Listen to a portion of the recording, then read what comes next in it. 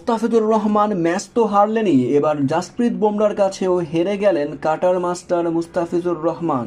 Mustafizur Rahman IPL এর wicket শিকারীদের মধ্যে সবার উপরের তালিকায় ছিলেন, সেখান থেকে তাকে পিছনে ফেলে উপরে উঠে যান জাসপ্রীত বুমরা। ভারতীয় এই বলার মুস্তাফিজুর রহমানকে টপকে আইপিএল এর পার্পেল ক্যাপের মালিক এখন, যেখানে জাসপ্রীত বুমরা 8 ম্যাচ খেলে 13 উইকেট শিকার করেন। ভারতীয় এই বলারের কাছেও নেই মুস্তাফিজুর রহমান। তবে মুস্তাফিজুর রহমান লখনৌ সুপার জায়ান্টের ম্যাচে একটি আশা ছিল, যেখানে পার্পেল ক্যাপের মালিক হতে পারবেন। মুস্তাফিজুর রহমান 1 উইকেট শিকার করলেও এদিন Chennai super kings Lucknow super জায়ান্টের কাছে ম্যাচটি হেরেছে। তবে সেই ম্যাচটি মুস্তাফিজুর রহমানই হারিয়েছেন। 1 ওভারে যখন 17 রান দরকার ছিল, তখন মুস্তাফিজুর রহমান বোলিং করতে এসে 3 বলেই ম্যাচ হারিয়ে দেন চেন্নাই সুপার কিংসকে। মুস্তাফিজুর রহমান এখন পর্যন্ত 7 ম্যাচ খেলে উইকেট শিকার করেছেন 12টি।